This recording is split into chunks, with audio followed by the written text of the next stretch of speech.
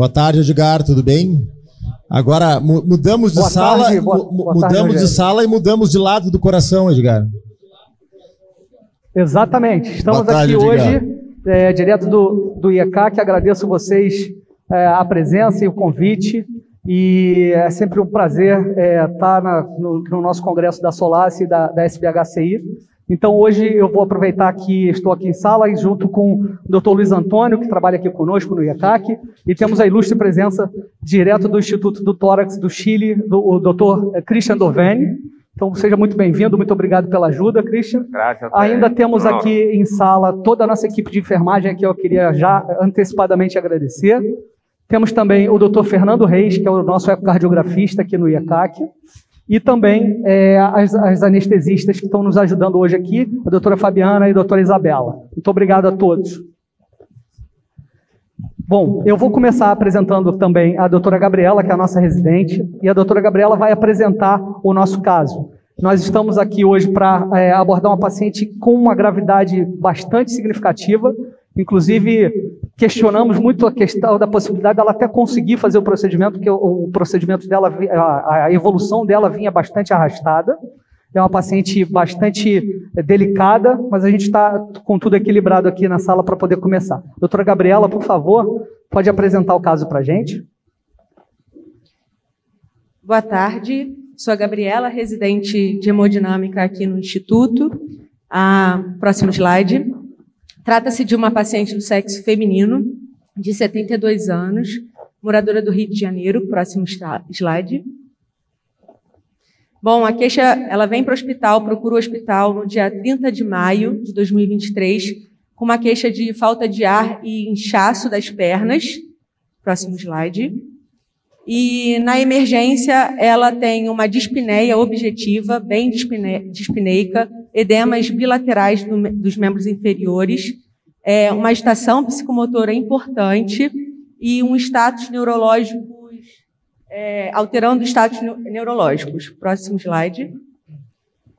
Bom, no exame físico da admissão, paciente dispneica com confusão mental, hipocorada, em anasarca, hipotensa com sinais de má perfusão, pulsatilidade subestifoide e uma turgência jugular 3 cruzes.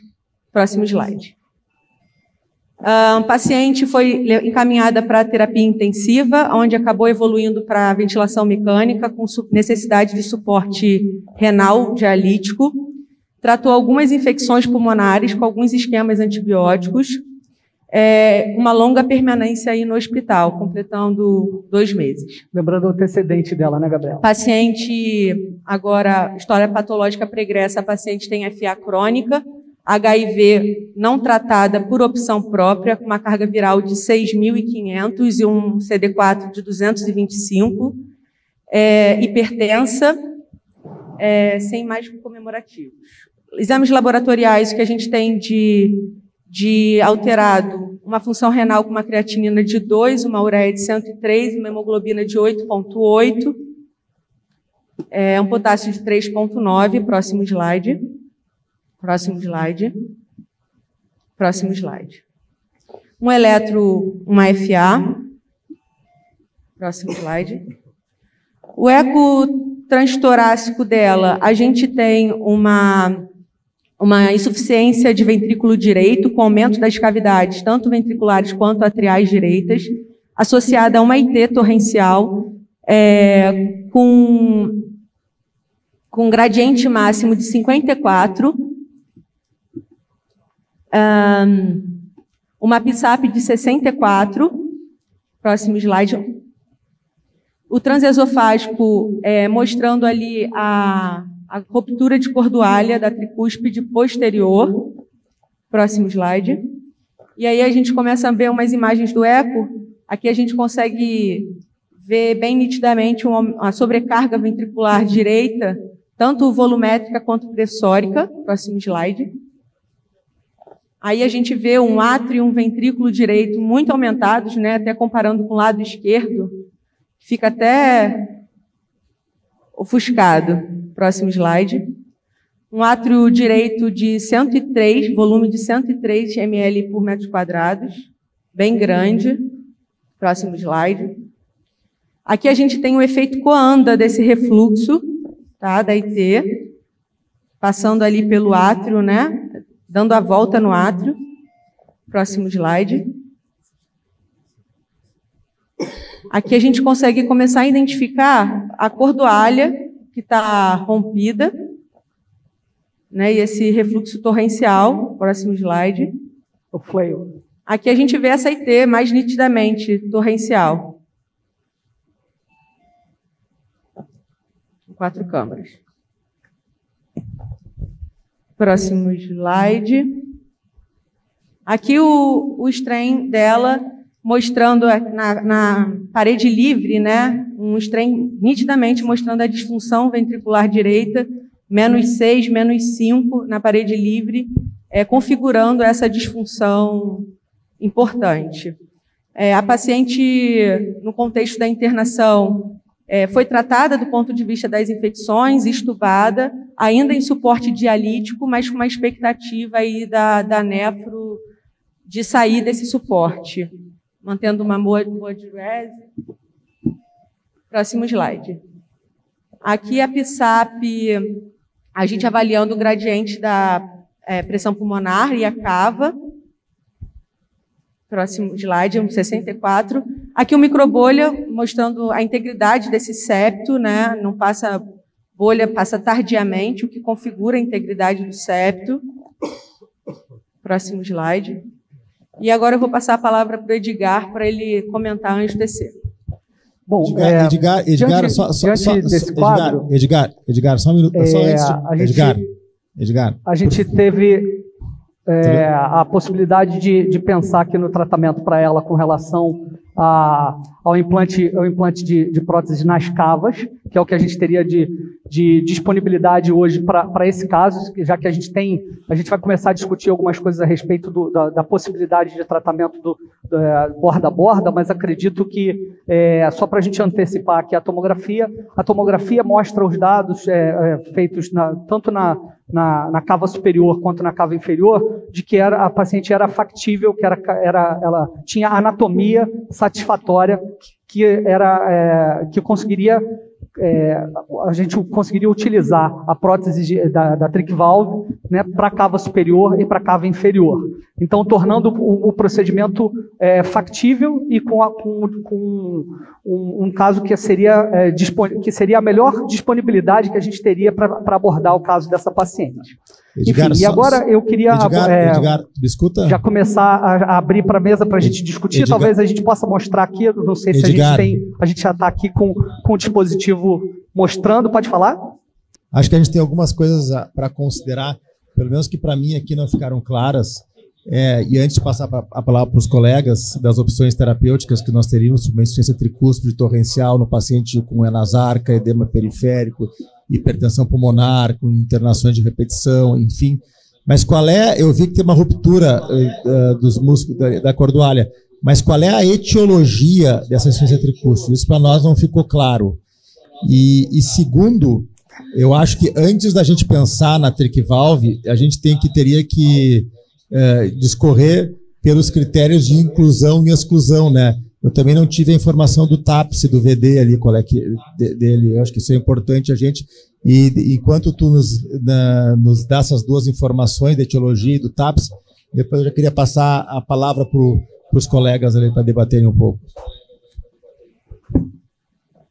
Bom, a etiologia, na verdade, ficou com relação a essa questão, a ruptura da cordoalha. Agora, essa ruptura da cordoalha, a gente não tem um histórico prévio dela de trauma e nem de outras possibilidades. Então, a gente tem uma etiologia que é atribuída à ruptura da cordoalha, mas a gente não tem uma definição. Ela não tem histórico prévio de nenhuma outra patologia, e nem a não ser o HIV, né? Então a gente tem um quadro de uma insuficiência tricúspide primária, onde a etiologia da ruptura da cordoalha não foi identificada, já que a gente não tem nenhum histórico prévio que justifique o quadro. Entretanto, ficou, tanto aqui no início, uma das hipóteses foi que ela tivesse endocardite, mas realmente ela não preencheu critérios para endocardite. ela melhorou do quadro infeccioso e mantém a imagem ecocardiográfica. E ela, além do dado do strain, ela realmente tinha um TAPSE alterado. Eu realmente não estou lembrando aqui de cabeça qual é o valor, mas já estou procurando aqui te dizendo. Não, porque eu acho que a gente está com o Fernando, o ecocardiografista, aqui, eu acho que ele fez a medida aqui para a gente. Tá, eu estava conversando aqui com os colegas que eu acho que realmente o trick valve, que é uma solução heterotópica para a insuficiência tricúspide, ela é bastante interessante. Entretanto, se trata de um procedimento paliativo e muito importante é o timing da indicação. Então, como a gente já tem, às vezes, uma hipertensão pulmonar e essa paciente já tem 66, pelo que eu entendi, ou 68 de pressão em artéria pulmonar, é quase como uma hipertensão pulmonar importante. E se tiver um TAPSE muito baixo, eu tenho receio, pessoalmente, até por já ter tido uma experiência que nem essa, de utilizar o trick valve em situações limítrofes, que muitas vezes a gente acaba piorando a função do VD. E isso pode ser um problema. Então eu queria ouvir os colegas sobre essa perspectiva de que, às vezes, no intuito da gente melhorar uma situação, quando pega o paciente numa insuficiência cardíaca direita muito avançada, com TAPSE muito baixo e uma PSAP muito alta, a gente pode piorar a função do VD e, às vezes, até fazer mais, assim, não solucionar o problema e criar um problema adicional para o paciente. Sí, yo creo que no es un caso sencillo porque tiene mucha insuficiencia cardíaca derecha, tiene mucha disfunción del ventrículo derecho con insuficiencia torrencial, y al quitarle la sobrecarga de volumen al ventrículo derecho en el postoperatorio, a lo mejor este paciente se puede descompensar y tener hipotensión, o sea que hay que tener mucho cuidado con este tipo de pacientes que tienen hipertensión pulmonar tan severa al ponerle la trick valve, ¿no? ¿Qué opinan ustedes? Tem o TAPSE, Edgar? O Fernando, que é o nosso ecocardiografista, vai comentar aqui para a gente. Boa tarde, eu sou o Fernando, sou ecografista, estou aqui na sala. Vendo o eco prévio dela, foi medido o FAC da paciente, que é menor do que 2%, é um FAC muito baixo. Não, 18%, acho que a curva ficou errada, é 17%. Perfeito. De qualquer forma, é um FAC muito baixo, o FAC é muito mais acurado do que o TAPSE para medir a função sistólica do VD, além do que a gente mostrou nas imagens prévias, o strain longitudinal da parede livre do VD, que era baixíssimo também, né? Esses são métodos até mais acurados do que o TAPSE para poder avaliar a função sistólica do VD. Tá? Então, trata-se de um VD com uma disfunção gravíssima. De qualquer forma, o que a gente pensa com relação a esse caso, que a gente tem ainda as medidas, mesmo sendo feito com anestesia geral, etc., com vasodilatação pulmonar, a paciente tem uma pressão de pulmonar hoje, aqui medida dentro do laboratório, em torno de 45, né? Então, é uma medida que é bastante diferente da medida do eco, e o que a gente já pensava inicialmente é que existe, por essa insuficiência tricúspide tão significativa, existia uma contaminação, né, desses dados para que a gente tivesse a pressão pulmonar um pouco mais elevada.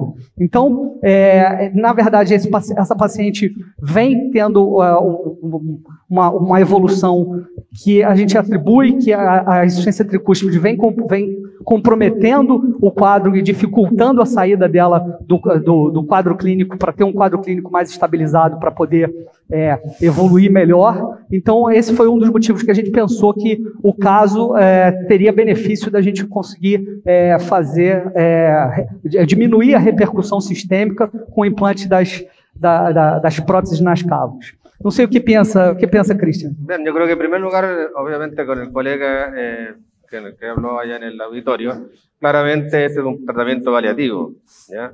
Si es un tratamiento paliativo en una paciente tan grave como esta, tenemos que usar la forma más simple de solucionarlo, ¿ya? Y la forma más simple de solucionarlo es hacer un implante heterotópico en las cavas, ¿ya? Una presión de 45 milímetros no prohíbe a tener, ¿cómo se llama?, hacer el implante del trick valve.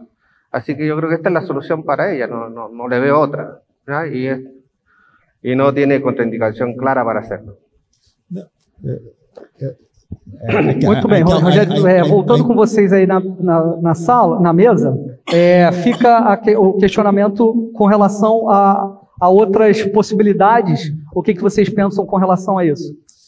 De outras possibilidades de abordagem da tricúspide, e se vocês pensariam na TricValve como uma solução. Exato, até tem uma pergunta do auditório aqui da plateia sobre o reparo borda a borda. No Brasil nós não temos o triclip disponível, a gente tem a opção de usar o mitraclip em parede invertida. Alberto, eu não sei se tu quer comentar alguma coisa sobre a indicação de um TricValve numa disfunção tão grave de VD, que é um questionamento, e segundo, dessa segunda possibilidade de propor ao invés um reparo borda a borda. Primeiro, a gente tem que pensar um paciente super jovem, né? 66 anos com uma ET torrencial, e isso, se não tratada, a evolução é péssima, né? Esse ciclo vicioso, disfunção de VD cada vez pior, morte próxima.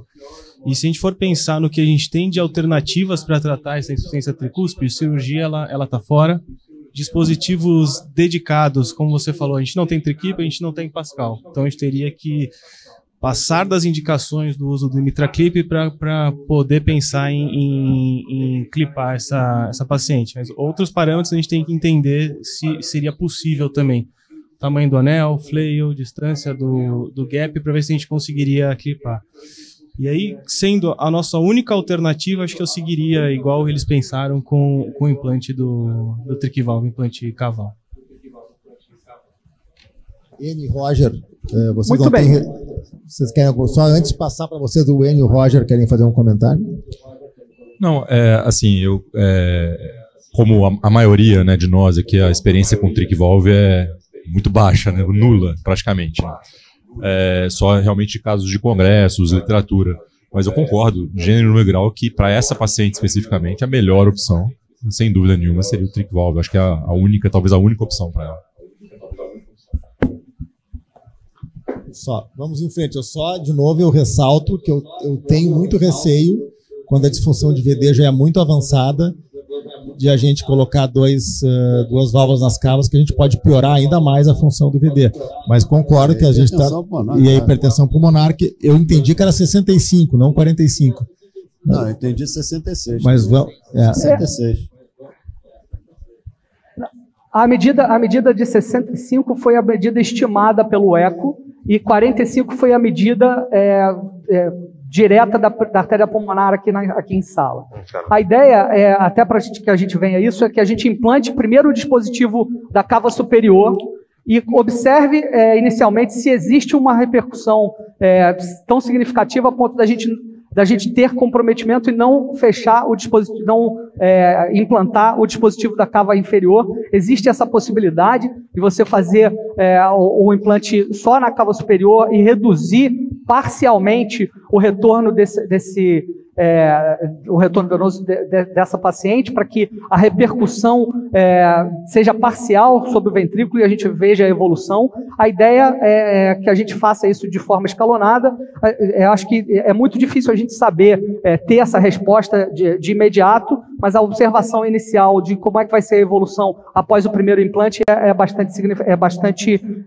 vai trazer alguma informação para a gente com relação a essa evolução. Uhum.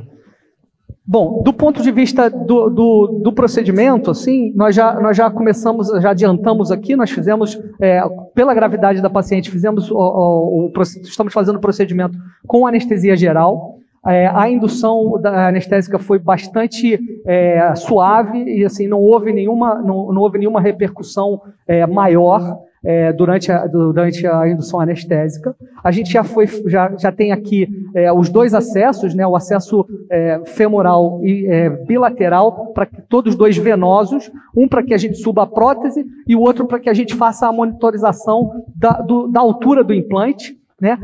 O implante da prótese superior é feito através da monitorização da altura da artéria pulmonar. Essa prótese, a prótese superior, ela tem uma barriga que fica direcionada na altura da pulmonar, e essa barriga ela fica sustentando a prótese para que ela não desça e ela fique na sua posição, né? A cava, nesses casos de insuficiência tricúspide importante, a cava superior é bem dilatada na desembocadura do átrio, e aí ela tende a empurrar um pouco, né? A força da prótese tende a empurrar um pouco para baixo, e essa barriga foi desenvolvida justamente para poder manter a fixação na altura da pulmonar. Então, o dispositivo ele vem montado, né, e a gente já tem aqui o dispositivo preparado, tanto esse aqui é o superior e a gente tem ali o inferior também, já no sistema de entrega, para que a gente possa implantar. O que foi feito? Foi colocado um pigtail na artéria pulmonar através da femoral esquerda e colocamos já uma guia na altura da subclávia direita, né, da veia subclávia direita, para que essa guia direcione a prótese até a cava superior. Então, esses passos já foram feitos para que a gente pudesse já estar com tudo adiantado aqui para poder fazer o implante, e seguimos aqui para realizar o implante da prótese. Eu tenho uma pergunta. Christian, alguma questão mais? Ou vocês querem fazer mais alguma colocação? No, Orango, no está todo dicho. O sea, como dijiste, básicamente tenemos el implante de la cava superior guiado por el píctel de la arteria pulmonar derecha, ¿ya? Y después, cuando pasemos a la inferior, ese píctel va a ir a la vena subrahepática, ¿ya? Para ver los niveles de altura del implante. La segunda fase. La segunda fase. En todo caso, ¿sí? Tenemos todo listo y dispuesto para poder seguir. Edgar, eu tenho uma pergunta. Muito bem. Vocês comentaram no implante apenas da prótese da cava superior. E qual que seria a consequência de limitar apenas o implante da cava superior? Isso não poderia aumentar o refluxo no sistêmico? Então, na verdade, já existem todas essas colocações. A maioria dos casos que foram feitos com colocação de uma única prótese foi pela cava superior. Então, isso é um questionamento. Na verdade, acho que existem poucos casos para que a gente possa ter uma definição mais clara, mas o que se percebe é que, reduzindo parcialmente o retorno venoso, você já consegue ter parte dos benefícios. Muitas vezes até porque nos casos iniciais, quando fizeram, né, do tratamento das duas cavas, começaram a utilizar próteses de TAV, né, balão expansíveis, colocadas nessa posição, na cava inferior e na cava superior. A cava inferior tem uma anatomia um pouco mais desafiadora por conta da altura com relação do que separa a desembocadura do átrio direito com a veia suprahepática, e muitas vezes não era possível colocar as duas próteses e tratavam somente a cava superior, e com resultados que mostraram alguns benefícios para os pacientes. Óbvio que o resultado com as duas próteses é superior. Uhum. Mas é sempre realmente né, todos os pacientes iniciais eram todos pacientes assim com disfunção ventricular direita importante, e muitas vezes usavam uma só prótese por causa dessa questão do receio de acabar o ventrículo direito não tolerando a sobrecarga extra do novo fluxo à direita, né, do fluxo melhor direcionado. Vamos em frente, a gente tem mais. Muito bem, seguimos aqui com o procedimento. Vale. Oi? Já sacamos a píctel? Isso, segura só aqui, por favor. Aqui. Nesse momento, o que nós vamos fazer, a gente pré-dilatou o acesso com uma bainha 18, com uma bainha Centran 18, para que a gente possa ter uma subida mais fácil da prótese.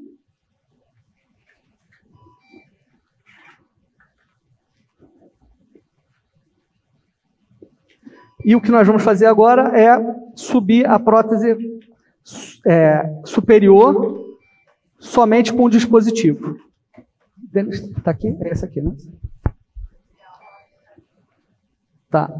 Pode fazer mais. Pode fazer mais 5 mil. O pessoal, a pergunta aqui é 24F, né? O sistema. Como a gente começou o procedimento um pouco antes, a gente já tem 1 hora de heparina, a gente está completando a heparina. Em Edgar. O dispositivo para que isso. Vamos mostrar aqui a subida da prótese lá na radioscopia. Lá mais para cima. Já tendo feito a pré-dilatação, a subida vai ser um pouco mais Podem gentil. mostrar a angiografia para nós, por favor? O sinal da sala, a angiografia na tela. O que eu queria mostrar para vocês antes disso é que... Vamos para trás. Puxa um pouco para trás. Bisturi, também para cortar a Puxa para trás um pouco. Aí está.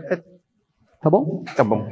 O que eu queria mostrar para vocês, eu não sei se a gente consegue mostrar... volta a angiografia. Vocês estão vendo a nossa angiografia? Nós fizemos uma... Passa a próxima, por favor. Nós fizemos uma venografia na cava superior, porque na tomografia a gente perdeu a origem da inominada. Então, nós fizemos uma angiografia para saber se a altura era suficiente, se a gente não teria nenhum tipo de problema com a cobrir, né, e a fechar a inominada. Então, por isso a gente fez essa angiografia, para mostrar que não precisava manter um pigtail. Mostra aqui embaixo, por favor. Para manter um pigtail marcando a inominada, para que a gente não ocluísse a inominada. Então, como existe uma distância bastante satisfatória, acho que está forçando o nose. Está en el ligamento. Então, pásate de novo o dilatador.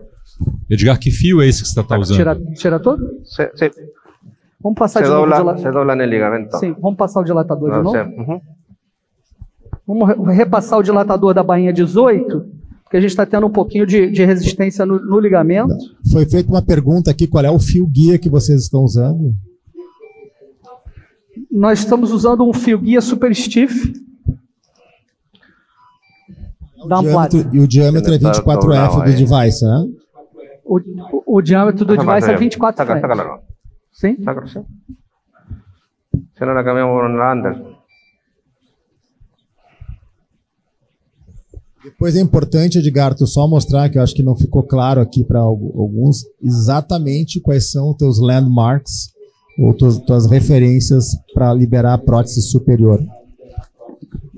Rogério, só complementando aqui a sua pergunta, qual a projeção de trabalho que eles usam usualmente? A gente trabalha em AP. Trabalhamos em AP. Pode voltar para a gente, por favor, as imagens da tomografia na apresentação do caso?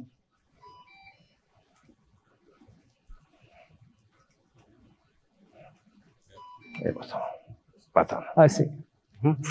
A subida... Arriba, a la cava arriba. La cava. Pode mostrar lá em cima? Cuidado con esa guía. Mira arriba, por favor. Pode subir um pouco. Vamos a subirla acá, pero muéstrame la cava. Ahí quédate. Aquí vamos.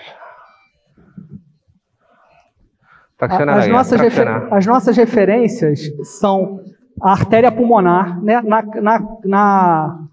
Na prótese superior, a gente tem que ter acima da bifurcação da inominada, deixa eu ver aqui embaixo um pouco. Acima da bifurcação da inominada, a gente tem que ter mais do que 14 milímetros de diâmetro para que a gente possa, na hora que liberar a prótese, depois da prótese liberada, tá bom? Para que a gente possa descer a coroa, né? Para passar dentro da coroa da prótese, da boca da prótese, para passar o nose cone de volta.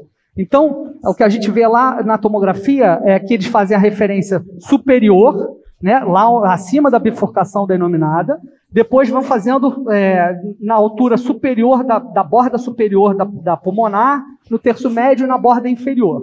E essas medidas todas têm que bater com a parte inferior da prótese para que a gente consiga selecionar o tamanho da prótese. Então, as medidas aqui ficaram em torno de 26, 27, e a gente está usando a prótese 29 na altura superior, na cava superior. Pode subir. E agora o que a gente vai achar é que vocês vão ver aqui na prótese, não sei se vocês estão vendo a angiografia, a gente tem a coroa, né, que é a base da prótese, a parte mais distal da prótese, e aí logo temos uma cintura e no terço médio, vindo para baixo do terço médio, temos uma outra cintura. Essa segunda cintura é a cintura que a gente vai usar, que é o término da barriga de fixação da prótese, e a gente vai colocar ela na altura da artéria pulmonar. Então a gente vai procurar cruzar a imagem da pulmonar, né, do pigtail na artéria pulmonar, com essa segunda cintura. Vamos lá, Christian? Vamos olhar. E por isso ficamos aqui, a gente tem uma prótese que começa com a prótese biológica, né, funcionando ali dentro da barriga, que é onde vai fazer o selamento. Então ele não pode estar ocluindo a inominada, como a gente mostrou na angiografia. Então a gente tem uma altura suficiente, vai existir um recolhimento da prótese na hora que a gente liberar, então a gente vai conseguir manter a prótese no lugar sem a oclusão da inominada. Então, o início da liberação da prótese é lento, e a gente vai começar a liberar agora, já que a segunda cintura já está na altura do pigtail, a gente está começando a liberar e a prótese vai ser liberada lá da parte distal para a parte proximal. O sistema é bastante simples, tem aqui uma catraca de acho que liberação, a tua imagem vai não girando. A tua imagem não está ao vivo, a imagem da fluoroscopia. Oi? A imagem da fluoroscopia não está ao vivo. Ela não está expandindo a prótese. Não está ao vivo. A imagem da fluoroscopia. Provavelmente está ao vivo, sim. É que como a liberação é lenta, a gente parece que é uma imagem looping, né? Agora ela vai começar a liberar. Acho que agora você vai começar a mexer na ponta distal a prótese. Tá vendo? Eu tenho mais uma pergunta, Edgar. Desculpa interromper vocês. Eu tenho mais uma pergunta. Eu estou vendo que tem um catéter central ou um catéter de diálise aí. Qual que seria a probabilidade desse catéter ficar preso por trás das hastes? A probabilidade é muito pequena, porque mesmo, por exemplo, com cabos de marca-passo ou outros catéteres de duplo lumen, como é o caso dela, é muito pouco compressivo, né? Como o sistema é venoso, a gente tem muito pouca dificuldade de retirar o catéter depois. A liberação está sendo feita lá de cima, não sei se vocês estão conseguindo acompanhar a liberação da prótese, mantendo a altura com relação ao pigtail. A prótese é bem estável, a liberação é bastante estável. Subiu um pouquinho. Sim, vamos tranquila, vamos aí. Isso, perfeito. E aí ela aceita um reajuste ainda, mesmo já com parcialmente liberado, principalmente quando o ajuste é para baixo. Né, para cima existe um pouco mais de risco, né, por conta das cristas da prótese. E a gente vai mantendo a liberação lenta e na altura do pigtail.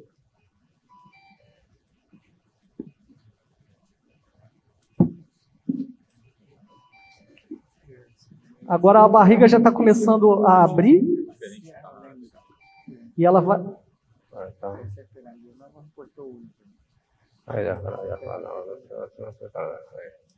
E essa paciente realmente tem um catéter da diálise, né? A bainha da diálise, e tem um acesso profundo na subclávia direita também. A partir daqui, a gente já começa a entrar no ponto de não recaptura, então a gente tem que confirmar aqui o posicionamento. Acho que com relação à altura do pigtail, estamos tranquilos. O catéter, vocês podem ver que o catéter da diálise ficou um pouco rechaçado. Estamos bem, né? Mas acho que essa liberação está mantendo a posição adequada. Você vê que a liberação é bastante estável, principalmente da cava superior.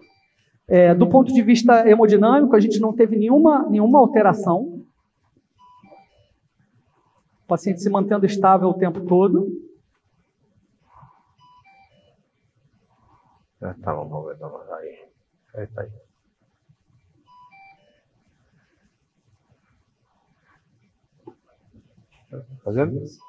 Liberação Liberaçãozinha bem lenta agora, para que a gente libere um lado de cada vez. As pás vão ser liberadas, idealmente, uma de cada vez, até a liberação da terceira pá.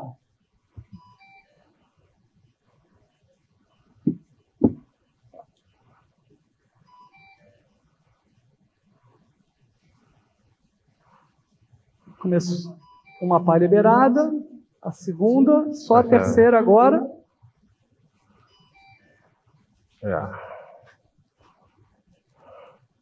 Muito bem.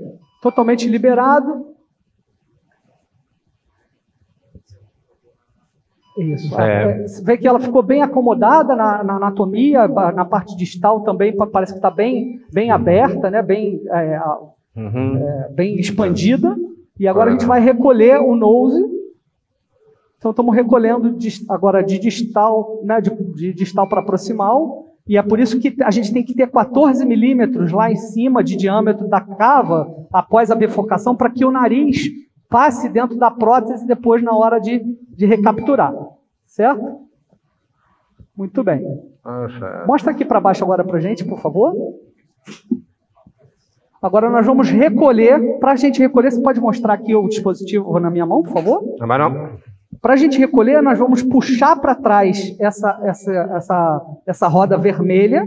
Então a gente vai fazer a fixação dela para trás e vai recolher, vai segurar a parte vermelha, tá certo? E vamos recolher a parte cinza. E aí, se vocês observaram, o nose recolheu todo no sistema e a gente pode fazer a retirada.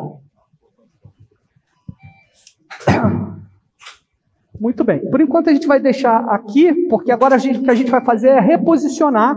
A gente não teve nenhuma repercussão hemodinâmica, não houve alteração da pressão, da saturação do paciente. Volta lá em cima para a gente, por favor. Agora o que a gente vai fazer é retirar o pigtail da pulmonar e nós vamos voltar com ele. Só um minuto. Deixa um pouquinho.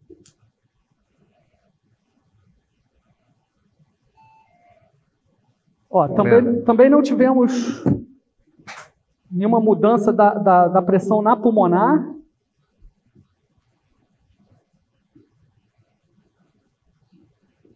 Está igual. Está igual, não mudou a pressão da pulmonar? Não. Podemos voltar? Podemos voltar? Isso.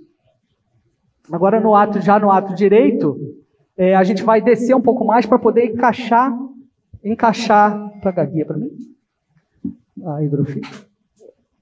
A gente vai encaixar agora o pigtail na veia suprahepática. Enquanto isso, a gente mantém a observação com relação à repercussão.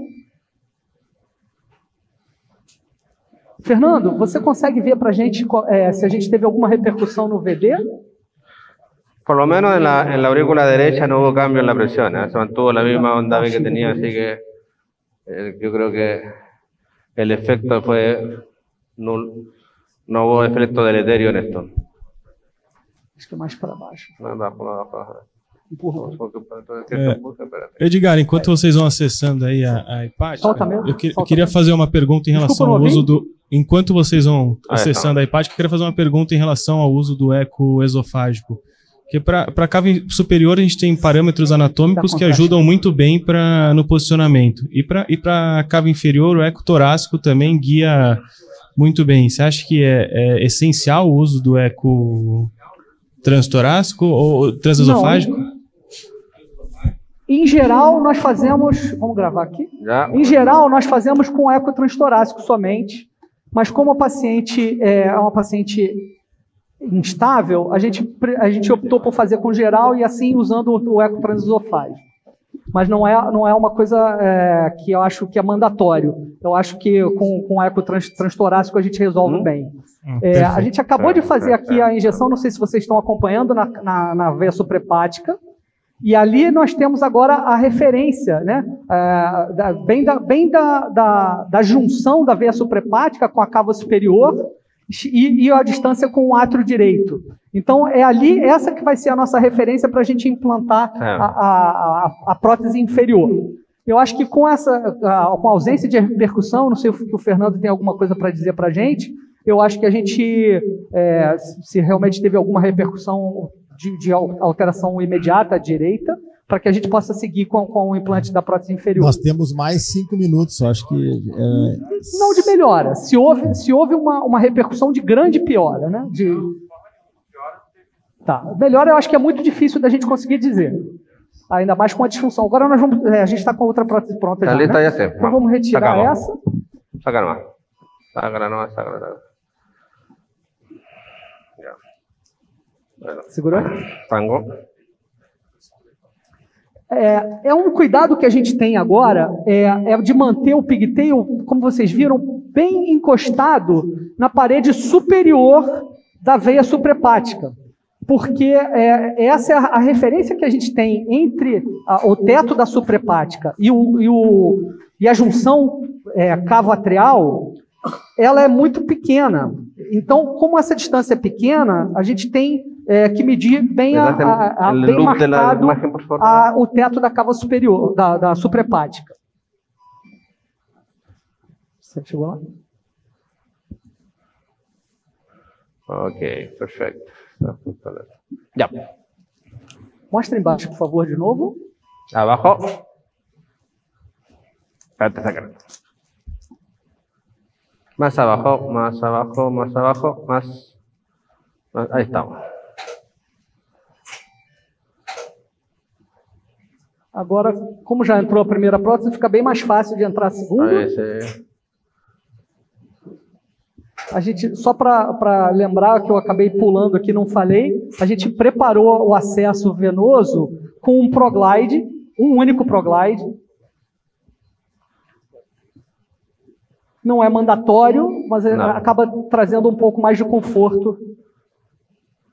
Bom, agora o que eu queria mostrar para vocês, se você puder dar uma paradinha aí, Christian. Aí não sei se vocês conseguem ver a escopia. Grava um pouquinho, por favor. Vocês estão vendo a nossa radioscopia? Estamos sim. Então, a guia continua lá em cima, na prótese superior. Vocês estão me ouvindo? Estamos, tá ligado? Ok, então acho que sou eu que estou ouvindo mal vocês. Estamos aqui com a prótese inferior, né? A prótese inferior, ela tem essa parte radiopaca mais próxima ao nariz da prótese, que vocês veem que tem uma parte mais radiopaca e logo depois tem uma cintura mais clara. Esse início da cintura mais clara é que a gente quer que fique na altura do pigtail, porque é o teto da cava superior. Porque a prótese, né, a prótese biológica, efetivamente, que sela a veia, ela fica nessa altura, ela termina nessa altura da banda clara. Então, são exatamente 20 milímetros de saia que ficam ali da cava superior para cima. Então, a gente tem uma distância bastante segura para implantar a prótese e a fixação da prótese é maior na parte inferior. Né? Mas o que sela efetivamente é essa parte superior. Por isso é que a medida dela é feita pela parte superior, pela parte proximal da prótese, porque é ela que vai fazer o selamento na junção ali do átrio com a cava superior, com a cava inferior. Edgar, a gente tem mais 5 minutos. A gente vai começar. A gente vai recuar um pouquinho. Edgar, a gente para tem liberar. 5... Pode falar? O sea, lo importante acá es ver la zona más radiolúcida que tiene después de la radio opaca. Ese es el lugar donde tiene que va a estar la unión donde va a quedar la prótesis en el fondo. Perdón, ahí está. Dale. Perfeito. Edgar, a gente tem 5 minutos para encerrar. A gente vai seguir aqui na liberação. Tá, então isso, a gente tem... Tá ok? Vamos lá.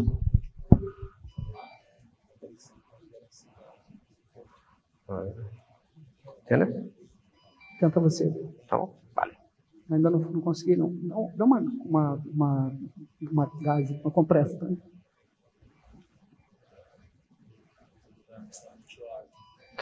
Sí, no, se la vamos a bajar. Ahí. Não estou conseguindo aqui. Ahí nomás, ahí yo diría. Tá, agora... Ahí estamos.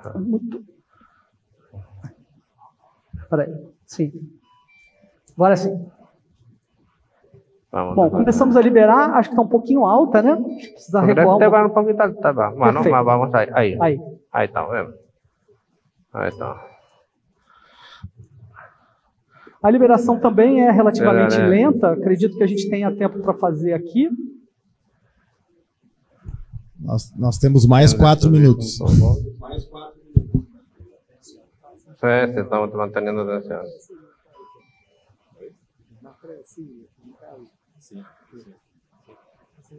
Mais para baixo. Aí, mais para baixo. Aí. Deixa eu acomodar aqui um pouco.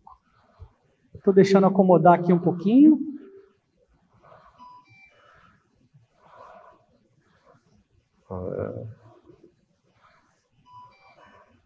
E agora sim, a gente já tem ela acomodada na parte inicial, mas existe uma certa tendência para que ela suba. Certo.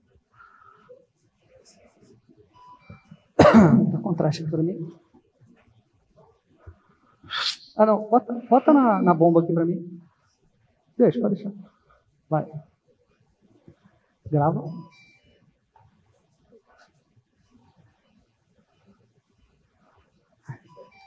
Ok, acho que a gente está numa posição adequada. Vamos continuar a liberação.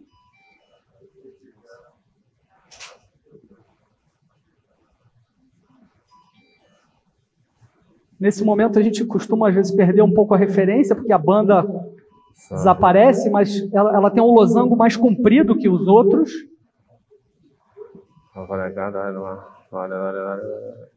Tá. A gente tem uma veia muito com um diâmetro bastante grande, então a gente não vai tirar o pigtail já do início para a gente. Quer sacar o pigtail? Oi? Não, vamos deixar. Há espaço suficiente para. Eu acho que manteve bem a posição, vou continuar a liberação.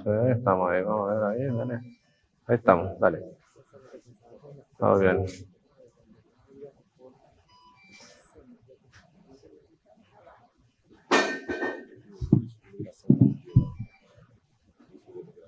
E agora uma liberação lenta nesse final para poder não haver, tirar um pouco a tensão do sistema.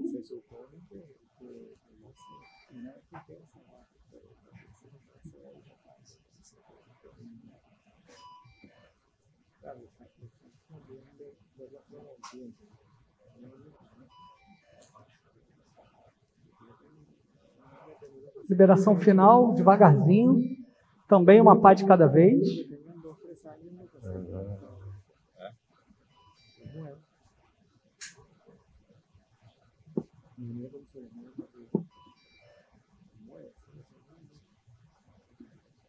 Com a prótese já funcionando, também sem nenhuma repercussão imediata. Não.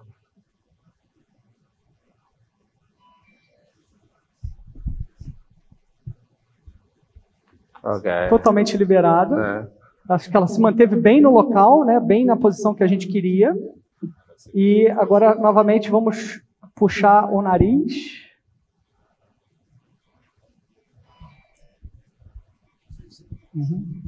Pega um guia para a gente, por favor. Vamos recuperar aqui a prótese, recuperar o nariz. Solta a mesa, por favor. Edgar. Solta a mesa. Oi. Nós estamos com o tempo esgotado. Muito bem. A prótese foi liberada. Terminamos aqui. Quer fazer o último comentário? Só vamos fazer agora é retirar o pigtail. Arriba, por favor, al pigtail. Eu agradeço a todos. ¿Quieres medir presiones en la aurícula? Como? Medimos presiones en la aurícula, sacar el pigtail y pasarlo para arriba. Sim.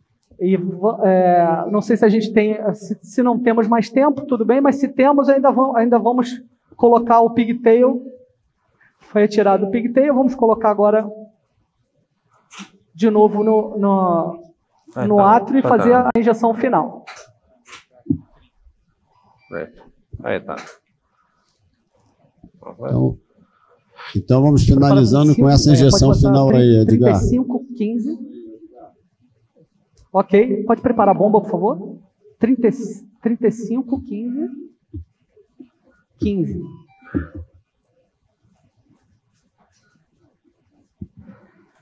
Tá. Fernando, só pode puxar a sua sonda um pouquinho, por favor? Puxa a sonda. Vê o X? Tá pronto? Ok. Solta mesmo um pouquinho. Estaciona aí, já. Ok, pode ir? Inyecta. Vai, pode. Perfecto. Muito bem. Perfecto. Agradeço a todos, então. Agradeço Parabéns, a discussão do Edgar. caso Muito e a bonito o participação. procedimento. Parabéns. Obrigado a todos. Obrigado aos panelistas, Rogério. Obrigado, Rodrigo.